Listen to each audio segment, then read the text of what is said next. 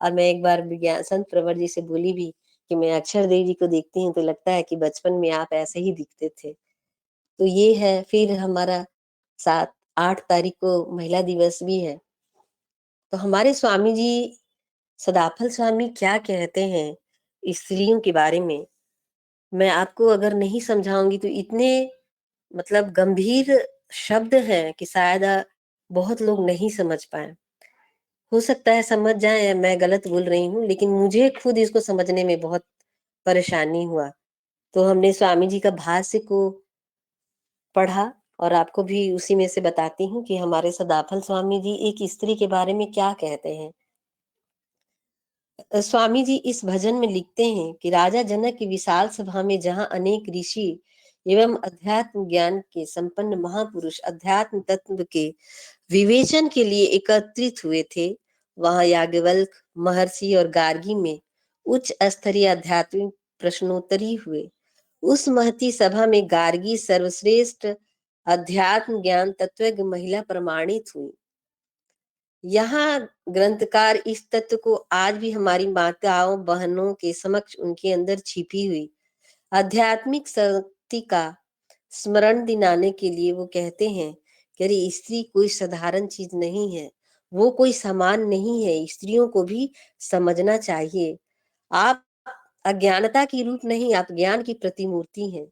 आप कपड़े का जो घूंघट मुख पर उतार लेती हैं, यही आपकी पहचान नहीं है। हे माता, तुम तो रत्न की खान हो, दीनहीन अवस्था में तुम क्यों रहती हो? क्या कारण है आज की विश्व में सुपुत्रों को जन्म देने वाली, जो राम कृष्ण जैसे नीतिज्ञ कुशल और वीर पुरुष को जन्म दी धरती पर, आज वैसे पुत्र पैदा क्यों नहीं ले रहे हैं? आपने ही तो भीष्म पितामह जैसे धुरंधर महारथियों को जन्म दिया, गोद में खिलाया। चाहे गौतम हो, कण्व हो, पतंजलि हो, व्यास हो, कपिल जैसे तत्व ज्ञानी को भी, महर्षियों को भी आपने आंचल में दूध पिलाया है। हे सौभाग्यशालिनी माते, ब्रह्म विद्या के रहस्य साधन की दीक्षा सदगुरु से प्राप्त कर पुनः अपनी अद्भुत क्षमता को आप प्राप्त करिए। श्री सदगुरु सदाफल देव जी महाराज कहते हैं, हे सुंदर माताओं, यह धरती पुनः आप जैसी वीर प्रंसु माताओं से सुशोभित हो जाए। हमारे सदाफल स्वामी जी चाहते हैं कि स्त्रियों को बहुत बड़ा सम्मान मिले और एक ऐसा जगह मिले जहां के वो लायक है, वो भूल चुकी है। तो हमारे स्वामी जी, देखिए मैं इसके बाद आपको एक दो और होली के गीत सुनाऊंगी और अपनी वाणी को विराम दे दूं, क्योंकि आपकी समय का भी वैल्यू है और मैं उसका ध्यान रखूंगी, क्योंकि ये मेरी बड़ी इच्छा थी कि मैं गाऊं आप सबों के सामने। और हमारे सदाफल स्वामी जी का जो संदेश है महिलाओं के प्रति, वो क्या रखते हैं, वो जाना चाहिए, वो घूमना चाहिए। और तो ये गाना मैं जरूर गाऊंगी, इस भजन को मैं जरूर गाऊंगी, तो आप सुनिए।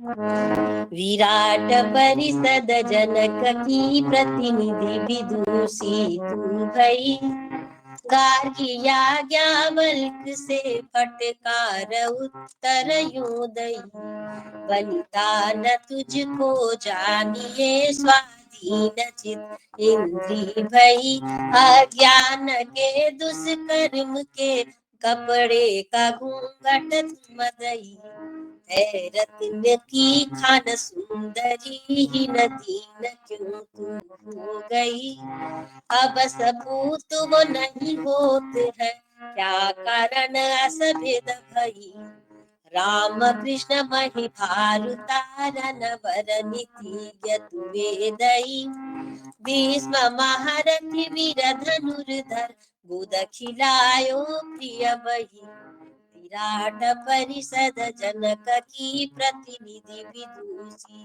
तू भई, गार्गी आज्ञावल्क्य से फटकार उत्तर यूं दई, गौतम कणद पतंजलि व्यास कपिल तत्वज्ञ भई, इनको आंचल में दूध पिलाई, तब स्वभाव वह था भई, सुभग संस्कार निज कर लो, गुप्त मर्म तु भेद लई। कह सदा फल भूमि सुशोभित, फिर ललन बह आ गई। फिर ललन बह आ गई। फिर ललन बह आ गई। फिर ललन बह आ गई। बोलिए सदाफल स्वामी की जय। तो देखिए, सब लोग आश्रम में मौजूद थे और जब होली की बात आई तो मैं अपने स्वामी जी को याद की, उनका स्वरूप याद आया और एक भजन बन गया। तो मुझे लगा कि स्वामी जी तो सब जगह हैं, उनको याद करने पे जब लिपियां बन जाती हैं, स्वर लिपियां बन जाती है, सुर बन जाते हैं, तो हम क्यों नहीं बन सकते हैं। और आपको सुनाती हूँ मैं एक धमार। रंग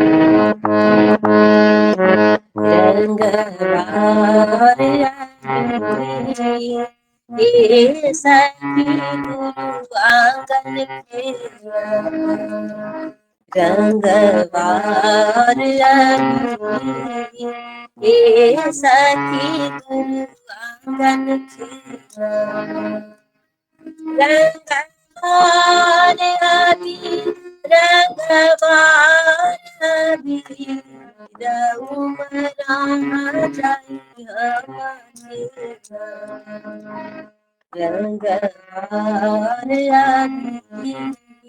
ये सखी गुरु आंगन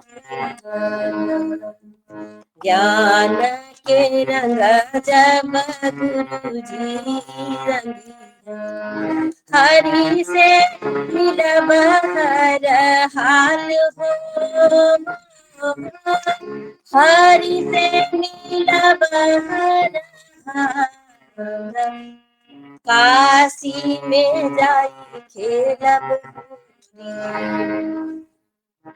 लाल पियर रंग धरी जरी चढ़े नायब रंग लाल हो। चढ़े नायब रंग लाल, हे बहिना मधुमत खेलब रंगवार हे सखी गुरु आकी घूम मोहे भरा मवली हो। मोहे भरा गुरु के चरण के बायास हो। सदा फल चरण के बास, हे सखी आंगन के रंगवाया रवि सखी गुरु आंगन के रंगवाया रवि दंडन में जाई रंगवाया रवि सूट शिखर जाई रंगवार सखी